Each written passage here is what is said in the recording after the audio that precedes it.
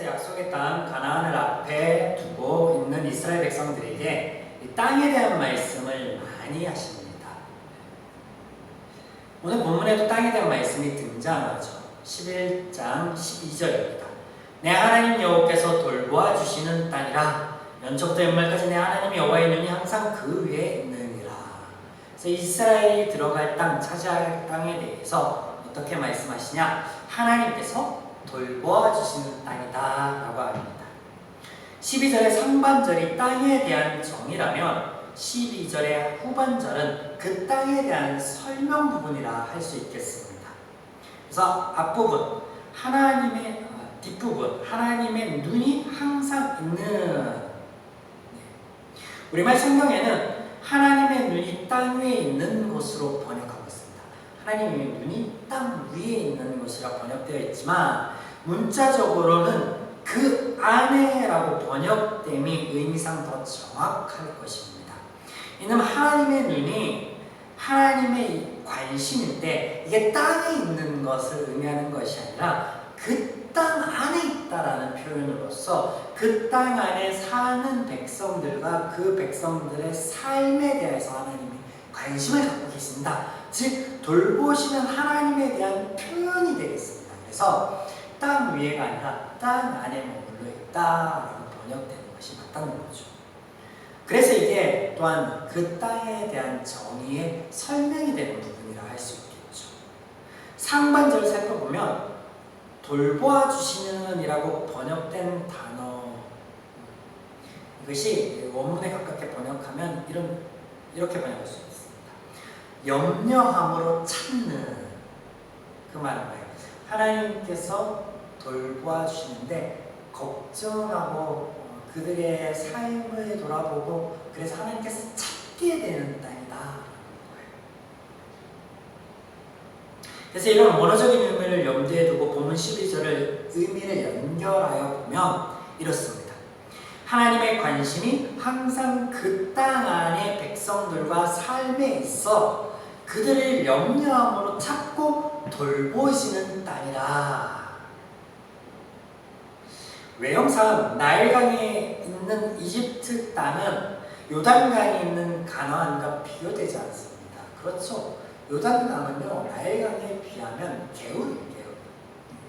그들이 전에 이집트에 거하던 고센이라는 곳은 이집트 중에서도 최고로 비옥한 땅이라 말씀을 드렸습니다. 그런데 오늘 본문에 보시면 그런 이집트의 땅은 스스로 수고해야 될 땅으로 묘사되고 있고 반대로 가나안은 하나님의 일하심의 땅으로 표현되고 있습니다. 10절 거기에서는 너희가 파종한 후에 발로 물대기를 채소밭에 댐과 같이 하였거니와 스스로 일하고 수고하고 애써야 뭔가 얻을 땅으로 표현하고 있는데 11절에는 건너가서 차지할 땅은 비를 흡수하는 땅이고 14절 하나님께서 이른 비와 늦은 비를 적당한 때에 내리시는 땅이다. 즉 인간적인 수고와 애씀의 결과를 얻어내는 땅이 아니라 하나님의 일하심의 결과를 얻어 누리게 될 땅으로 표현하고 있습니다. 그래서 외형적으로 보면 가나안이 이집트의 고센보다 못하지만 하나님의 일하심이 있기에 하나님의 돌보심이 있는 땅이기에 하나님의 말씀 안에 누리게 될 은혜의 땅이다라는 겁니다. 이스라엘 백성들은 이곳에서 두 가지만 기억하고 지키면 되는데 하나님의 일하심을 기억해야 되고 그리고 그 하나님께서 이스라엘 백성들의 행복한 삶을 위하여 제공하여 주신 말씀을 지키고 따르는 것, 그래서 행복하게 사는 것, 이것을 잊지 않고 구현해내면 됩니다. 이런 말씀이 등장합니다. 바로 땅에 대한 언급, 이 땅에 대한 언급이 11장 10절에서 17절까지 말씀하시고 계시거든요. 이 땅에 대한 말씀 전과 후에 이런 말씀이 등장해요. 어떤 말씀? 하나님을 기억하고 하나님의 일하심을 기억하고 그래서 행복한 삶을 위하여 하나님께서 주신 것들을 지키고 가르치고 그것을 따라가라라는 말씀이 등장한다고요. 이 땅에 대한 말씀 전반부와 후반부에 그 부분을 또 살펴볼 텐데 본문 10장 12절과 13절입니다. 이스라엘아, 내 하나님 여호와께서 내게 요구하시는 것이 무엇이냐? 곧 내 하나님 여호와를 경외하여 그의 모든 도를 행하고 그를 사랑하며 마음을 다하고 뜻을 다하여 내 하나님 여호와를 섬기고 내가 오늘 내 행복을 위하여 내게 명령하는 여호와의 명령과 규례를 지킬 것이 아니냐. 신명기 강해를 시작하면 이 부분의 말씀을 언급하였습니다. 나누었습니다. 여러분 기억하실런지 모르겠습니다. 자, 12절과 13절에 가장 중요한 대목이라고 하면 13절 내가 오늘 내 행복을 위하여입니다. 12절과 13절의 가장 중요한 대목, 가장 강조되어야 될 부분이 이 부분이라고요. 내가 오늘 내 행복을 위하여. 여기서 내는 누구예요? 하나님. 하나님이 이스라엘 너희의 행복을 위하여. 이 단어가, 이 부분이 강조되어야 된다. 그런데 많은 부분, 많은 성도님들이 그 부분을 강조하여 보지 않고 다른 부분을 강조해요. 어디? 마음과 뜻을 다하여 여호와를 사랑하고 섬겨야 된다. 이 부분을 강조하고 있다라는 거예요. 이제 아니라는 거죠. 아니라는 거예요. 오늘 본문을 세밀하게 살펴볼 텐데요. 그래서 좀 딱딱할 수 있습니다. 원점 분해를 할 거예요. 세밀하게 살펴보므로 하나님께서 지금 이스라엘에게 요구하시는 것이 과연 하나님 당신을 섬기는 것인지 아니면 그들의 행복인지 우리가 이 원어 분해를 통하여서 세밀하게 살펴볼 거예요. 혼동하지 않도록. 이미 나눴던 말씀에 확실한 도장을 찍도록 살펴보겠다는 거죠. 먼저 12절 우리말 번역에서 생략된 단어가 하나 있는데 이것을 살펴볼 필요가 있습니다. 12절 보면 시작이 이스라엘아라고 부르는 걸로 시작되는데 사실 여기에 단어 하나가 생략되어 있습니다. 아타라는 접속 부사인데요. 이 단어는 자, 이제, 지금으로 번역될 수 있는 단어로서 1차적으로는 듣는 자의 주의를 환기시키는 역할을 합니다.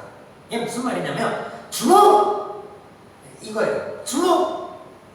그런데 이런 의미뿐만 아니라 이 단어는 이후에 제기되는 문제에 대해서 이후에 이어지는 말에 대하여 즉각적이고 인격적인 결정을 하도록 유도할 때 쓰이는 단어라는 거예요. 관용어로서. 다시 환기, 그러니까 주목! 이 1차적인 의미뿐만 아니라 이후에 제기되는 말씀 안에서 즉각적이며 인격적인 결정을 유도하는 그럴 때 쓰이는 단어라는 거예요. 근데 이게 빠져 있습니다. 그래서 하나님의 12절과 13절의 말씀이요 강요를 하는 것이 아니라 인격적으로 그들에게 요청하고 결단할 수 있도록 하시는 말씀이라는 거예요. 이해가 되시죠? 또한 내게라고 간단히 번역된 부분을 원어적으로 보면 너와 함께 있는 곳으로부터 이게 다 상략되고 그냥 내게라고만 들어가 있습니다.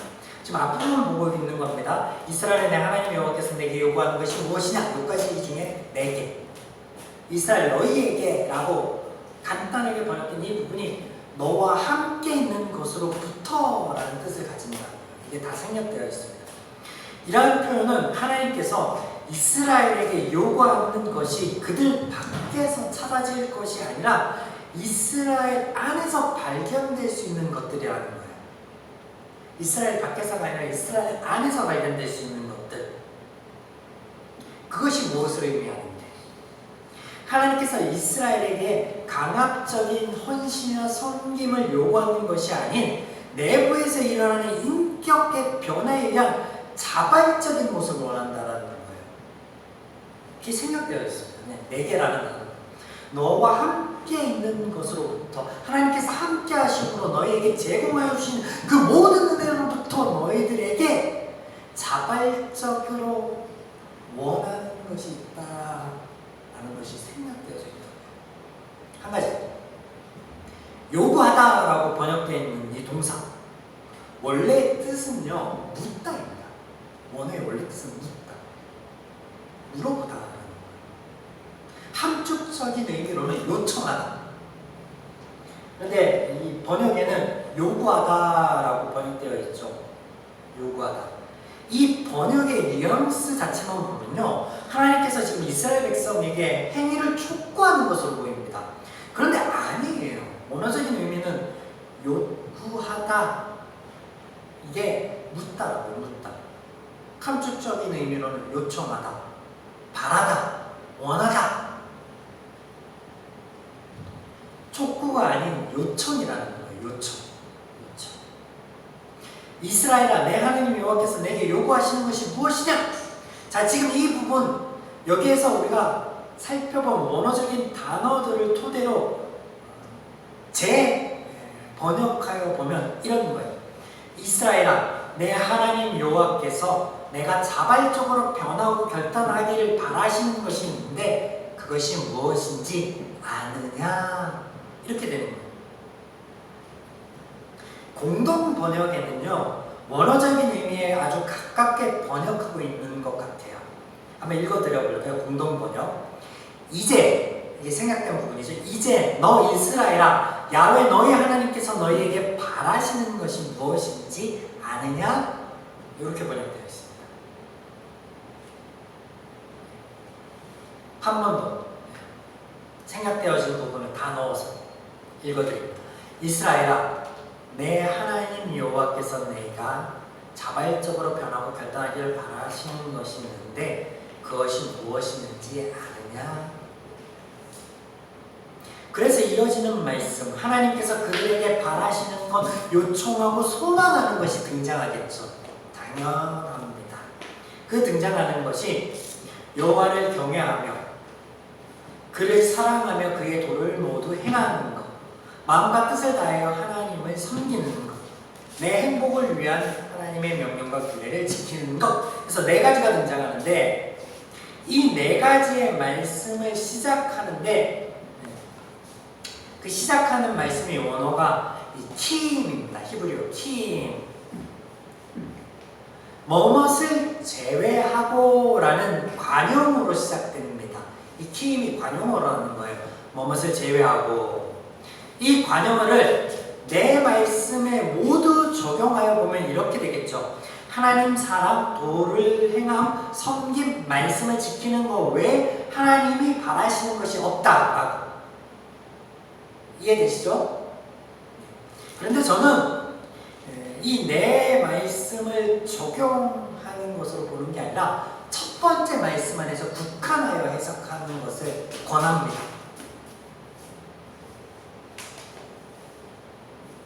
자, 첫 번째 말씀이 뭔데요? 여호와를 경외하며. 여기에 관용어 키임을 국한적으로 적용하여 해석하는 것을 제가 권장한다고요. 그래서 여호와를 경외하며 여기를 다시 한번 번역해 보면 이렇게가 됩니다. 여호와를 경외하지 말고 여호와를 경외하는 것을 제외하고. 말이 좀 어색하죠? 왜냐하면 이 경외라는 단어 때문에 그래요. 경외. 이 경외라는 단어를 원어상 의미인 두려워하다라고 바꿔보겠습니다. 그러면 이렇게 되는 거예요. 여호와를 두려워하지 말고 또는 여호와를 두려워함을 제외하고. 여러분 기억하시죠? 인간이 죄인 되어 하나님에 대하여 어떤 것이 생겼는데 그게 무엇이었죠? 두려워하는 마음이었어요. 두려워하는 마음. 하나님께서는 죄인이 하나님에 대하여 원래 없는 것, 갖지 말아야 되는 것, 두려움 가진 것, 그것에 대해서 바라시는데 그것을 제하여 버려라. 나를 두려워하지 말라라고 하시는 거예요. 이게 첫 번째 말씀이라고요. 나를 두려워하는 마음을 너희는 제하여 버려라 라고 말씀하시는 겁니다. 이게 첫 번째 말씀입니다. 두 번째는 그를 사랑하며 그 모든 도를 행하고. 이 부분, 여러분 두려워하는 존재는 사랑할 수 없습니다. 이 두려움과 사랑이라는 마음은 물과 불이에요. 섞일 수 없는 마음이에요. 무슨 말씀인지 잘 아실 겁니다. 하나님을 두려워하는데 어떻게 살아갈 수 있냐? 말도 안 되는 거예요. 지금까지 말도 안 되는 것을 이 교회 안에서 나누고 있었던 거예요. 하나님을 두려워하는데 어떻게 살아갈 수 있습니까? 불가능해요. 불가능. 그래서 하나님을 사랑하라라는 말씀 이전에 두려운 마음을 제하여 버려라라고 말씀하신 거예요. 하나님이 제하여 버리고 살아가라. 여러분, 하나님께서 처음 당신의 형상을 닮은 인간을 창조하실 때 인격적인 관계, 사랑의 관계 안에 두셨음을 우리가 살펴보았습니다. 그런데 인간에게 두려움이란 마음이 생겨서 이 관계가 깨어져 버렸다는 거예요. 그러므로 하나님께서 죄인이 두려움이 없어지면 그 사랑의 관계가 회복되어짐을 의미하는 것으로 이런 말씀을 하시는 거죠. 두려워하지 말고 사랑하라고요. 또한 하나님의 사랑은 외적 증거로서 하나님의 말씀을 따르는 거다라고 말씀하시죠. 예수님께서도 이 부분에 대해서는 복음서에 수차례 말씀하고 계십니다. 나를 사랑하는 자는 나의 계명을 지키는 자라요. 그렇죠? 그래서 등장하는 것, 도를 행하고 이 부분의 원어를 직역하면 그의 모든 길 안에서 걸어가는 것이에요. 번역을 다시 다 해요. 그를 사랑하며 그 모든 도를 행하고의 결론. 하나님께서 보이시고 가르쳐 주신 말씀을 따라감으로 하나님 사랑함을 실천하는 것. 이게 두 번째 말씀입니다. 잘 따라오고 계시죠? 이어지는 세 번째 말씀은요. 마음을 다하고 뜻을 다하여 하나님을 섬기고. 이 부분 가장 많이 넘어지고 집중하는 이 부분. 이 구절에서 우리가 유의해야 될 단어가 이 섬기다라고 번역된 단어입니다. 제가 자꾸 원어, 번역 이런 얘기 하죠. 원어의 뜻이 여러 가지 있으면요. 전후 문맥을 파악해서 알맞는 뜻을 붙여 넣어야 되는데 그러지 못했다는 거죠. 원래의 뜻은요. 일하다입니다. 이게 서번트라는 영어에 국한된 단어가 아니에요. 일하다라는 뜻이 일하다, 워크. 좀 더 포괄적인 의미를 갖는데 이런 의미를 살려서 직역하면 마음과 뜻을 다하여 하나님을 일하고입니다. 여러분, 하나님을 일한다는 무슨 뜻이에요? 하나님을 일하다. 이상하죠? 하나님을 일하다? 그게 뭐지? 그래서 앞뒤 문맥의 흐름에 맞게 이해할 필요가 있다라고 방금 말씀드렸죠. 이 말씀은 앞서 말씀하신 부분에 대한 강조가 되는 거예요. 하나님께서 보이시고 가르쳐주신 말씀을 따라감으로 하나님 사랑을 실천하는 것, 이것을 강조하는 부분이라고요. 재차 강조하는 부분. 그래서 하나님께서 보이시고 가르쳐주신 말씀을 마음과 뜻을 다하여 따라가는 것, 이것을 강조하는 부분이에요. 하나님이 보여주시고 하나님이 알려주신 것, 그것을 일한다라는 거예요. 그것을 심고 그것을 가꾸고 그것을 경작한다라는 거예요. 그럼 뭐예요? 삶에서 따라가는 것, 삶에서 그것을 위해 애쓰고 수고하고 그런 것들을 위하는 거예요. 그래서 강조라는 거예요. 강조. 하나님의 말씀을 따라가는 것, 지키는 것에 대한 강조.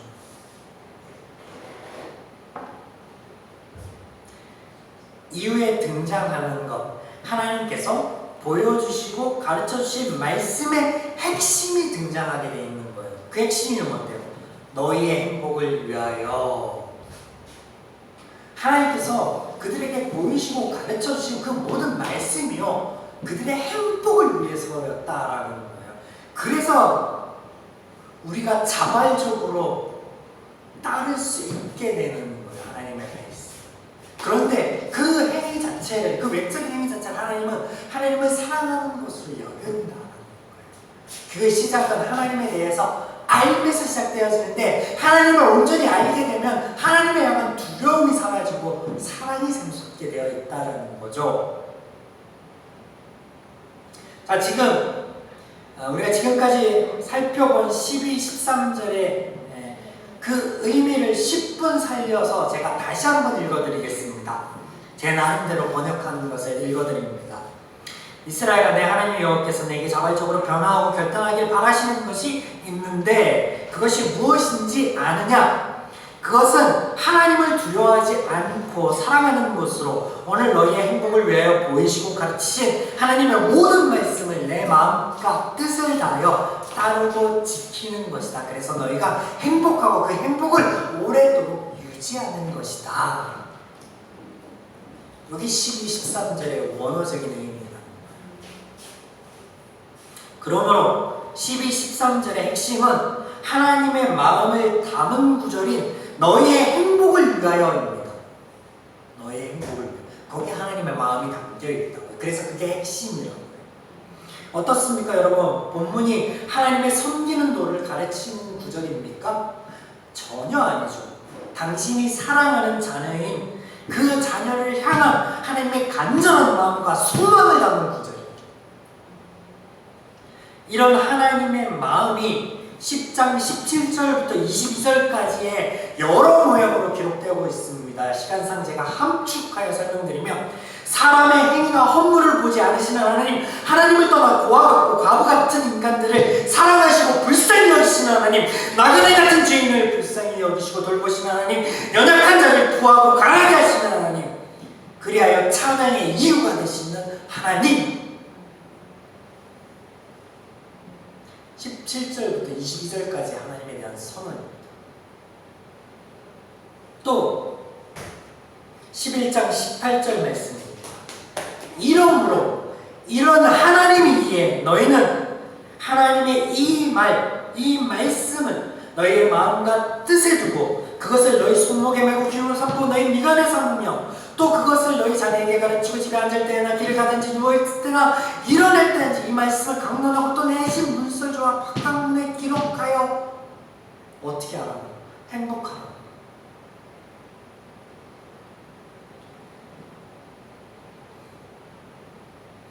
하나님께서 이스라엘에게 건너가 차지하게 하실 땅, 하나님께서 돌보아 주시는 땅은 우리가 지금까지 나눈 말씀처럼요, 하나님의 은혜가 머물러 있는 곳, 하나님의 은혜로 인하여 행복할 수 있는 곳, 하나님이 사랑하는 자들 위하여 베푸신 모이신 모든 말씀 안에서 행복을, 그 말씀에 따라감으로 온전히 행복함을 누릴 수 있는 선한 땅이라는 거예요. 땅을 차지하는 것, 땅을 얻는 것이 목적이 아니라 그런 하나님의 마음을 알고 그런 하나님의 마음을 따라 행복하여지는 것, 그 하나님의 소망을 이루는 것, 그래서 좋다, 그래서 아름다운 땅이라는 거예요. 여러분, 오늘 우리가 하나님으로 인하여 두렵고 떨리는 마음이 든다면 그것은 하나님이 바라시는 게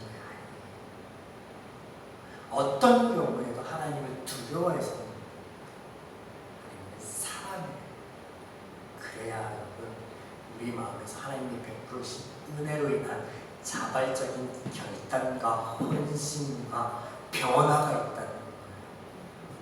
두려워서 하는 행위에는요, 그 외적 행위에는요,